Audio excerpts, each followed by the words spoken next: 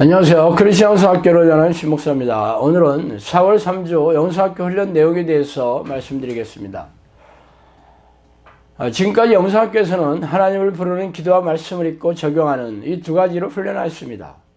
개인마다 차이는 있겠지만 훈련 수준이 대략 4가지 단계가 있다고 봅니다. 먼저 A단계는 기도하는 것과 말씀 읽는 것을 좋아하는 단계입니다. 틈만 나면 말씀을 읽고 싶고 틈만 나면 기도를 하고 싶은 마음이 언제나 드는 수준입니다. 혼자 있는 시간이 생기면 나도 모르게 기도하고 있거나 말씀을 보고 있는 수준입니다.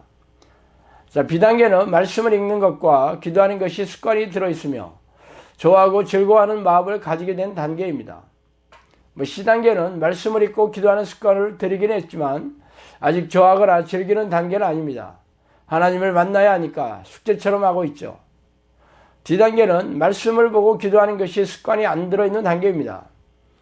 의지가 강해서 억지로 하고 있긴 하지만 하나님과 교제하는 것이 좋지 않아요. C나 D단계에 있는 분들의 특징 중 하나는 기도할 때 악한 영의 공격과 싸우지 못하는 것입니다. 그래서 기도의 질과 양이 부족하고 여전히 세상이 좋습니다. 잡념이 많이 오니까 기도가 재미가 없죠. 기도의 덫을 밟으면 기도가 막힙니다. CD 단계에 해당하는 분들은 악을 쓰고 이 문제를 해결해야 합니다.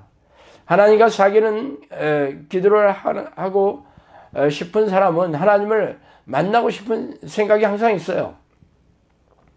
그렇지만 CD단계에 있는 분들은 마음이 건조하고 냉랭하며 적극적으로 이 문제를 해결하는 마음이 없습니다.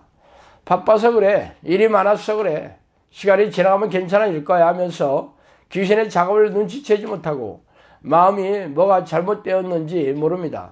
미친 듯이 하나님을 부르며 건조하고 냉랭한 내 마음을 해결해 달라고 부르짖으시기 바랍니다. 첫 번째, 어떻게 생각을 지킨 것인가를 생각해 봅시다. 영적 전쟁터는 눈에 보이는 특정한 어떤 장소가 아닙니다. 우리의 전쟁터는 마음이죠. 이 마음의 상태를 좌지우지하는 것이 바로 생각입니다. 우리의 마음의 상태를 살피고 점검하는 도구도 바로 생각입니다. 악한 영들이 공격해오는 무기도 바로 생각이며 우리가 우리의 영적 무기를 사용하는 방법도 생각을 통해서입니다. 우리의 말과 행동은 우리의 마음에 어떤 생각이 들어오고 또 심어지느냐에 따라 달라지죠. 생명의 근원인 마음을 지키기 위해서는 우리 마음에 들어오는 생각을 잘 처리해야 합니다. 우리가 TV를 볼 때 많은 정보가 생각이라는 형식을 통해 우리 마음에 들어옵니다. 어둡고 암울한 소식을 보고 듣게 되면 이내 우리 마음에 부정적인 생각이 순식간에 들어옵니다. 사람들과 대화할 때도 생각이 들어오게 되고 사건과 사고를 접하게 될 때도 들어옵니다. 들어오는 생각을 다 받아들이면 안 됩니다. 이것이 하나님께서 기뻐하시는 생각인지 아닌지 분별하여 싸워야 내 마음을 지킬 수가 있습니다. 우리가 기도할 때는 죄가 들어오기 어렵죠. 기도가 끝난 직후부터 악한 영의 공격에 노출됩니다. 들어오는 생각이 죄인지 아닌지 분별하고 점검하고 있지 않다면 이미 진 것이나 마찬가지예요. 특히 우리가 인지하기 어려운 생각은 세속적이거나 인문적인 것입니다. 성격의 잣대로 보면 세속적인 생각이나 인문적인 생각은 마귀적인 것이죠. 기도 시간과 다음 기도 시간에 하나님께 신경을 써야 합니다. 하나님께서 기뻐하시는 감사, 회개, 찬양으로 마음을 촘촘하게 채우려고 애쓰시기 바랍니다.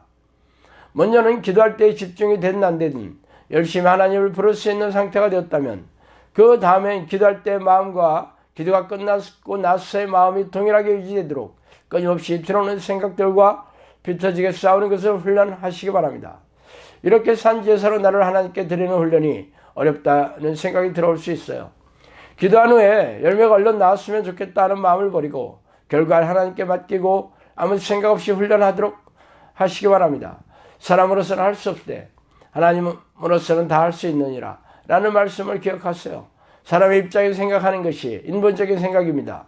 하나님의 입장에서 생각하는 것이 바로 믿음입니다. 두 번째, 죄인들을 향한 하나님의 마음을 아셔야 합니다. 믿음이 있으면 기도가 기뻐지지만 믿음이 없으면 기도가 냉랭해지죠. 믿음은 믿음의 대상이신 하나님을 잘 알 때 나옵니다. 하나님의 성품과 속성을 믿고 붙들 때 하나님께서 가슴으로 내려오게 해주십니다. 사사기 10장에는 이스라엘을 향하여 진노하신 하나님께서 이제 나에게 부르짖지 말고 너희가 섬기던 우상에게나 가라고 냉담하게 말씀하십니다. 이스라엘 백성들은 하나님께서 보내주셔서 구원을 베푸시던 사사가 죽을 때마다 다시 우상을 섬기면서 하나님의 진노를 촉발하였죠. 16절에는 이에 대한 이스라엘 백성들의 반응이 실망하고 좌절하고 낙담한 것이 아니라 하나님께서 보시든 안 보시든 우상을 제거하고 여호와를 섬깁니다. 그러자 하나님께서는 근거하게 살고 있는 이스라엘 백성을 향해 마음을 돌이키시고 근심하사 입다라는 사사를 보내 이스라엘을 구원해 주십니다. 하나님은 놀랍도록 노하기를 더디하시고 긍휼이 풍성하신 분입니다. 이 하나님의 성품을 믿고 의지하며 신뢰하는 가운데 기도하시기 바랍니다. 하나님의 마음으로 움직이게 되죠. 세 번째, 전심 찾기입니다. 하나님을 부르는 기도는 엄청난 기도예요. 이 기도를 시작할 때 시간이 오래 걸릴 것이라는 생각으로 시작하지만 정작 빨리 성령께서 오신 분들은 그런 생각 자체를 가지지 않고 오히려 빨리 가는 방법이 없을까 생각하십니다. 자, 우리 영사교 코치 분도 그러셨어요. 메마르고 건조한 감정 가운데서 하나님을 부르는데 억지로 힘을 줘가면서 하나님 내 마음을 다 드리고 싶습니다 하는 마음으로 기도한 지 한 열흘 정도 지났을 때 맹숭맹숭하고 메마른 감정에 울컥하는 마음이 들어왔다고 합니다. 그 다음 날도 힘을 다해 간절한 마음을 끄집어내려고 하나님의 이름을 억지로 불렀고 또 제 칼럼으로 동기를 얻으며 모든 문제를 뒤로하고 성령의 사람이 되기 위해 억지로 하나님을 부르다 보니 어느새 마음이 풍선처럼 떠오르던 걱정 근심거리가 포맷되었습니다. 하나님을 전심으로 부르고 시작할 때가 하나님을 원하시는 길로 터닝을 하는 시점이고 내 마음이 제로로 리셋되는 시점입니다. 여기서부터 시작하는 것입니다. 이 시점에 빨리 도달하는 것이 중요합니다. 그러면 제로가 된 시점부터 은혜와 응답과 기적이 내 삶에 들어오기 시작합니다. 세상에서 하나님께 돌아서는 시점은 전심으로 하나님을 부르기 시작할 때입니다. 하나님께서 원하시는 진짜 마음이 뭔지 깨닫고 드리는 것이 이 기도의 핵심입니다. 이 마음이 뭔지 알고 부르기 시작하게 되면 기도가 끝난 후에 자신을 죽이고 순종하는 모습으로 나오게 됩니다. 마음을 들이면서 울면서 기도할 것 같지만 여전히 말을 아무렇게나 툭툭 던지고 기분 나빠지면 화를 내버린다면 아직도 하나님께서 원하시는 그 마음으로 부른 것이 아닙니다. 그러므로 진실하게 하나님을 전심으로 찾는 이 마음을 어떻게 찾을 수 있는지 하나님께 직접 물으세요. 그리고 이 마음을 보여드리기 위해 일상에서 뭘 했을지 알려주실 때까지 하나님께 여쭤보시기 바랍니다. 시편은 우리 마음이 하나님께 향하도록 바뀌게 해주시는 능력이 있어요.